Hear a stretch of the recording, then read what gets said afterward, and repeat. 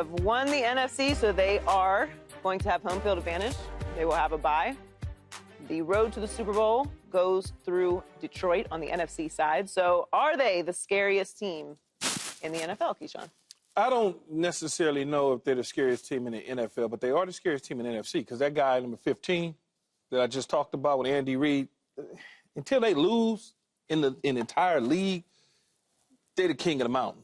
But as far as the NFC goes, Joy, you got to think, number one seed, they get healthy. They're at home. You see how jacked up those fans were yesterday against the Minnesota Vikings. So imagine what a divisional round playoff game is going to look like. Plus, they win that game with the NFC Championship game, something that they've never in the history of the Detroit Lions has been a part of. I mean, it's going to be crazy. So you think about it.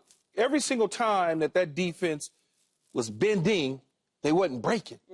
Just against Minnesota, look what they did efficiency-wise. The Vikings goal-to-goal efficiency was 0 for 3. 2 downs, 1 field goal. Vikings red zone efficiency 0 for 4. Aaron Glenn was dialing it up, playmaker, left and right. The moment that we sat there and we said, oh, man, they get ready to score, they locked it down. They just, whatever he came up with from a schematic standpoint, it worked, and it worked to perfection to the point where they have the number one seed right now. Now, it'll be interesting to see come playoff time when they get to playing some of these other teams and they get to seeing maybe these Green Bays and these Philadelphias and Minnesotas again, what could potentially happen and what it would look like a third time around. Paul? You know, I think they're the most pressurized team outside of Kansas City. But the scariest team to me, the scariest team, let me tell you the scariest team, and I'm going to go a different route with this, so stick with me, is the Washington Commanders. You know why? Because they got nothing to lose. When you got a team that has no pressure on their back, and to me, I think they got the best quarterback, if not the most talented quarterback in the NFC.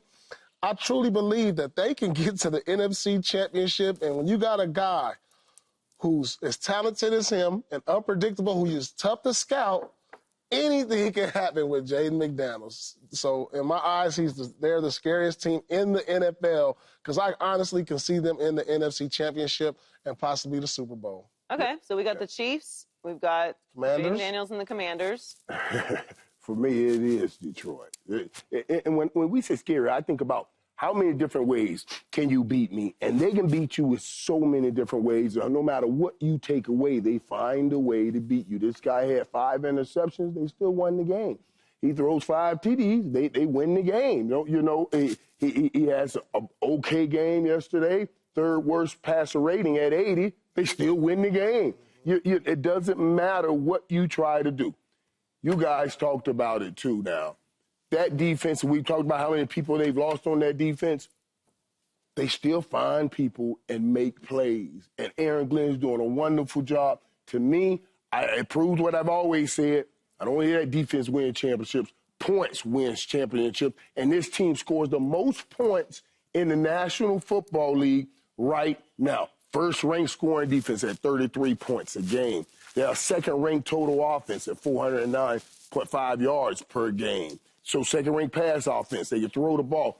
You cannot find a way. So if you take one thing away, they'll beat you with another. That means they're the most dangerous and the most scariest team to me. I call them efficiently explosive. It's just hard. It's just hard, though, because Kansas City, it's just hard. Kansas City's right there. I think the Chiefs are the scariest. And I'd still take the Eagles in the NFC over the Lions, as great as that performance was. And that performance was tremendous. And they have But I can take out, with each of those teams, I can take someone out and you're done. Like you saw yesterday, if anything happened to Patrick Mahomes, all Fright Night is off. It's off. You don't like Carson Wentz? No, I like him, I guess, but I ain't like what I saw when he plays. You know what I'm saying? So that's a different thing. That's a different thing. Any of those other teams, Philadelphia. Well, I mean, yeah, if we're taking the franchise quarterback out. But this team, you can take out the St. Brown. They'll still find a way to beat. No, you can't. Oh, you can't take out St. Brown. Michael, no, you can't. No, What do you think the team did? Didn't you see them play that pitch and that catch and pitch? What do you think? They were bracketing. They were bracketing St. Brown. Pitch? Which one? Then he pitched it to Jameson Woods. And went sideline? And went sideline for touchdown. Yeah, but guess what? So what they're doing is using your thing against you. That's scheme. That's smart. Yeah, but he's football. going to catch it, though. You can't put anybody in that position, Michael. He's going to catch it and do the right thing. I mean, I know, but what But I'm if saying I'd have put somebody is else they there, know- he'd have dropped it. Right, I know you're going to catch it, and I know you're going to draw the attention. So I'm going to run a curl route. You're going to see, going to suck everybody else in. He's going to pitch that thing, and they gone. They're gone. You can't figure it out. You took out the number one guy, but he still scored a touchdown. In the passing game, in the passing game, they have to have St. Brown. I like James Williamson. Yeah. I like Laporta. All that's cool. Patrick is cool. But if St. Brown ain't on the field, Well, I mean, for the purpose of this conversation, I think we're talking about everyone being healthy and available. Right. Like, if right. you're talking about scheming players out of the game. Right, and that makes it scary. If Yeah. I can't figure out how to stop you, that's what makes it scary to me. Right, but I'm saying, And you like, can't no stop one's it. going to scheme out Patrick Mahomes. So assuming that Patrick Mahomes is on the field and available, and Jared Goff is Right. available, and Jalen Hurts and all of that, that's why I'm with Key. I can't. Kansas City has home field advantage throughout the playoffs. They got Andy Reid and Patrick Mahomes. I still got to default to the two-time defending champs going on a three-peat run. Yeah. I love what Detroit did yesterday. I feel like they answered a lot of questions and stepped up big time. The defense was in question. They had not a great performance, but actually, I feel like they did have a great performance. man, they had a hell of a scored 9 performance. points. This is Like, I a think they bend, had a don't great break. performance. No, because if They scored 9 points. But if Minnesota capitalized on those first few possessions in the red zone, it's a different But if game. defense was a kept them fifth, from we doing it. all But I'm be saying, you know what. Let that be Kansas City and Joe, you're Mahomes getting in the proving my red zone point. 3 times and they capitalized. This game is over. Yeah, but we So, can I mean, they say didn't that play about great. a lot of teams, though, Paul. They didn't play The fact great. of the matter is they shut it down when they needed to. Yeah, the defense did what they were supposed Man, to. Right. do I need to go over it again? Minnesota shot themselves in the foot. I'll make you shoot yourself in the foot, though. No. Right. It wasn't- Then I'll make you shoot yourself in the foot. No. When I'm bringing heat from the weak side and you can't account for that, and all of a sudden I'm collapsing the pocket, I'm making you struggle to figure it out. But Joy, let me put you back on Joy with this, and you guys, Key, when you talk about, I'm not, okay, we don't scheme Patrick Mahomes out, but Patrick Mahomes, and he doesn't, and I'm just saying, if he just has a little bit of an off day, everything changes for the Kansas City Chiefs. And he doesn't, I understand. You can have off days in this offense. They got so many ways to attack you that you're still coming. That's the point that I'm making that makes them scary. How many losses does Kansas City have? They have one. They have one loss, Michael. You know how many Two. off days? Two. You know how many off days Oh, they got Patrick 2 Mahomes? losses, actually. Right, You know how many Patrick No, they don't off have days? that. Well, yeah, 2. But that ain't even a real loss, though. But you know what I'm saying. I guess technically But you know how many 2. off days he's Yes, actually they had this year? He doesn't. No, this year he's They had have one off real days. loss. That's why he's not in the MVP I don't even conversation. call him off days because he wins the games. I'm just saying that, and when we talk scary, I got to say what keeps me up at night. Patrick Mahomes is great, and you know how great he is. But how many times, how many ways can I stop this team? Are you It's telling me not gonna be Patrick there. Mahomes is not keeping up? No, everybody. Yeah, Patrick Mahomes is all that. Oh, okay. But Okay, I'm just Detroit- making sure. Detroit has more. I'm I more understand what you're complex saying. with stopping Detroit. No, I understand what you're saying. If I just said, man, if some way we can get to Patrick Mahomes, we can shut this thing I down. understand. They got multiple weapons, get whether to it's him. whether it's It will Gibbs and shut it down. Montgomery, Laporta, Right. the receiving Right. core. Right. I You can't get what shut you're them saying. down. I That's understand. scary. Pick your poison, which one you want to try to neutralize. scary. That's I understand. Yeah, and for all of the deficiencies that they've had due to injury on defense this year, they still have the 7th-ranked Right. scoring defense. They're allowing 20 points per game, and they have the #1 scoring offense. Man, my so dude whatever was you do cooking it against up. whatever you do against Detroit, you're going to have to play your best game if you Yeah. want an opportunity to beat Aaron them. Glenn got in there and mixed that thing You up. got to bring 30 to the party to beat them. Yeah. You got to bring 30 points to the party. And that's what I say in this league. If 9 ain't gonna get it done. You got to bring 30 points to the 9 party. got it done for a little while, but then it all of a sudden did 30 not. points this year. I'm just saying. But Kansas City defense at times George got steps to up get us to too. another Wait. Don't Michael, try to- are you, don't are you, try to- I do have to what was on. But are you saying, Michael gonna try to do what it is. he's doing your bit. When Key's done with the segment, he just starts reading the prompter on me. So are you saying if Detroit and Kansas City played next week, you would pick Detroit? If it's in Detroit, I will. But it's not gonna be in Detroit. That'll be different. It'll be in New Orleans. That'll be a game. Now, I don't know if you're going to beat Patrick Mahomes for his 3rd straight. That's going to be a tough one. But the question was the most scariest team, right? The most scary. Can't say most scary. It's got to be the most scary. But that's the scariest team. They are very scary. On the losing side of last night's game, Sam Darnold went 18 for 41 for 166 yards and no touchdowns. Oh. Head coach Kevin O'Connell said after the game that, quote, sometimes you're hit in the mouth a little bit and you've got to respond. Ooh. All right, Sometimes the bear eats you. Sometimes you eat the bear. Yeah. You've been on the Vikings bandwagon. Yeah, I was. Heavily. So that's okay. They looked good. They won 9 in a row. It was reasonable. But did Sam Darnold get exposed in the loss to the Lions? Yeah, he got exposed, and I'll tell you why. Because up to date, this was the biggest game of his career. I mean, it's for the NFC Championship. It was a playoff atmosphere. It was on the road. There's nothing you can do during the season that's going to resemble this type of game or atmosphere. So this was the first time him being in it. And thankfully, he played a game like this that wasn't actually a real playoff game. So now he's going to see this environment next week, and he'll know what to expect. And it's kind of hard. You know, I remember playing on my first televised game, national televised, whatever, or first playoff game, and it's just nervousness, and you didn't see the lights is a little bit brighter. You know, it's a couple more cameras in that locker room. At practice the day before, it's a few more reporters, and you ain't really used to all of those microphones. So it's like, whoa, okay, you seeing something a little bit different. And that was Sam Darnold yesterday. It was a couple more lights in there and a couple more microphones he wasn't ready for, and so it exposed him to that atmosphere. So he will be ready for next week because I'm still on the Vikings bandwagon, and I believe they can still make a run. Man, it's just this is, and Key, you guys talked about this earlier. I give this to the coaching. I mean, this was a brilliant job here. When we talk about did he get exposed, they were talking about it during the broadcast here, right? Talking about the problems he has when you get pressure coming right up the middle on him. And they were then doing a lot of stunning on that defensive line because they don't have their best pass rusher. Aiden Hutchinson's out. So they kept looping the tight end, looping the end tackle around and getting in Sam's face. Sam was throwing those passes high because he was being disturbed. They blitzed him more than they blitzed anyone here lately, talking about Detroit has. And Detroit is hurting on the back end. Why would you go blitz people if you don't have anybody on the back end? Because they knew that if they got pressure up in his face any kind of way, he would be off, and he was off. Now the issue is everybody's going to be trying to do the same thing that they just figured out, and they'll have to find a way to counter that. But yeah, I think he got exposed some. Because if you can put that in play, the next team's going to do that. Mm-hmm. They're going to say, because that's how the league is. You got to beat me first. You got to show me that you can handle this before we move on to the next thing. And they didn't handle it well yesterday. Yeah, them lights are saying something. Come on now. We're okay. Just a little flickery lighting going on. But look, no. I would expose the whole team got exposed.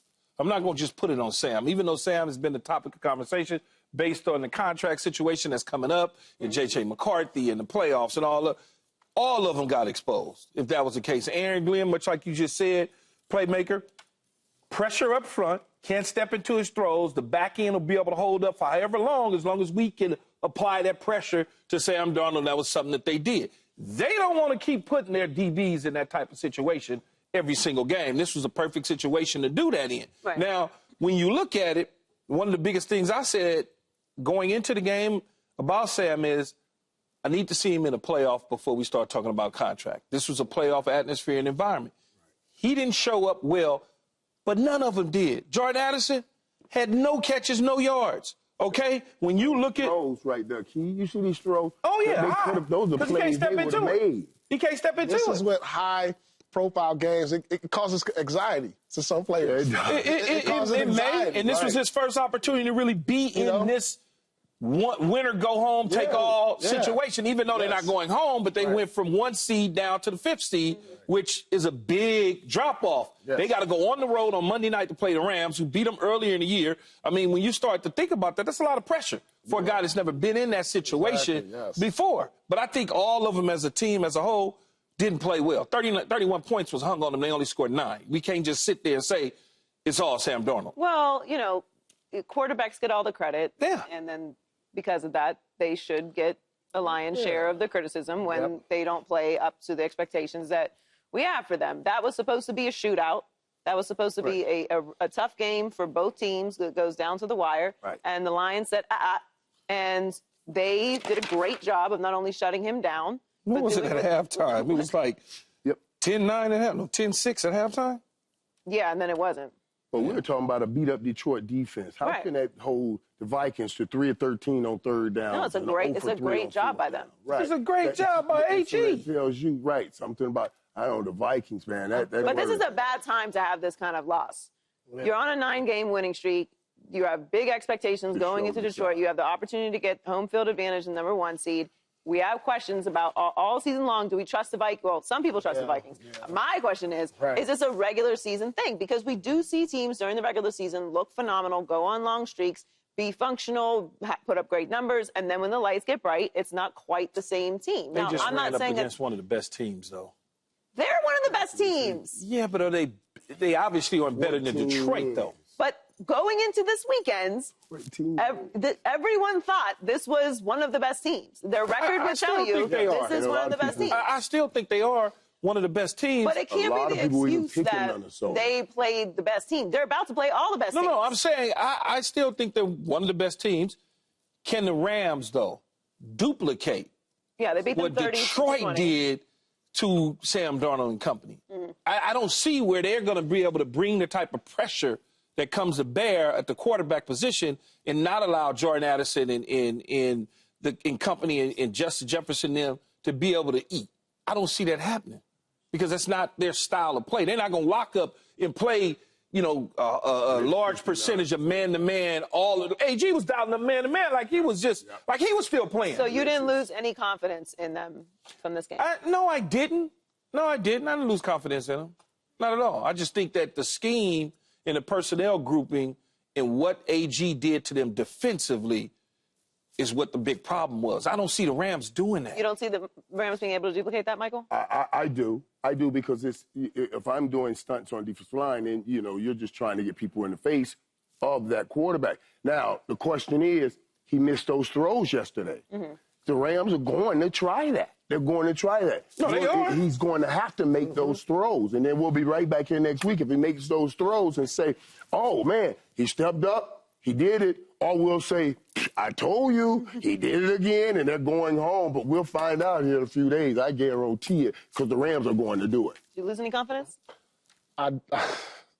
You can't help but to lose confidence when I saw wide open throws that were routine for him in the regular season that he just couldn't make because of the lights. You see Justin Jefferson open on occasions. The key to the game was the first quarter. When you got into the red zone 3 times, you didn't capitalize off the turnovers.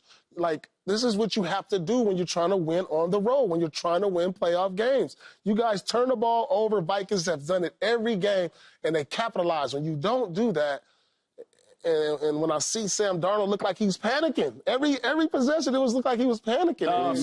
But the thing is, too, that old game he had. But when you can go ghost, they were talking about that. It literally looks like you go from 1 to 2 to 3, and try to get back to 1.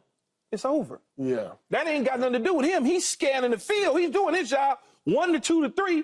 Nobody there, but I like Justin Jefferson, so I'm just going to throw it out there because it's Justin Jefferson. But I'm already scanning. I'm going through my progressions and my reads. I'm looking, but nobody is open. It's Velcro on everybody. The window of opportunity is so short. Y'all know this, especially in the red zone.